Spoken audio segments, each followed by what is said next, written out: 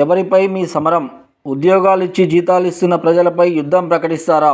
ఉద్యోగ సంఘాల నాయకులపై ముఖ్యమంత్రి రేవంత్ రెడ్డి తీవ్ర ఆగ్రహం.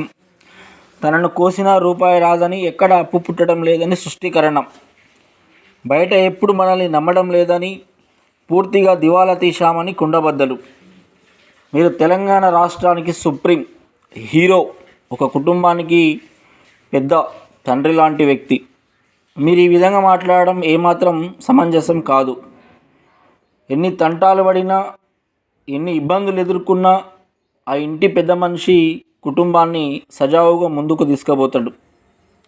కానీ మీలాగా ఈ రాష్ట్రానికి ముఖ్యమంత్రి అయ్యుండి రూపాయి పుట్టడం లేదు, ఇలాంటివన్నీ మాట్లాడే మీరు స్వచ్ఛందంగా మీ యొక్క పదవికి రాజీనామా చేసినట్లయితే మరొకరు ముందుకు తీసుకుపోయే అవకాశాలు కూడా ఉండొచ్చు.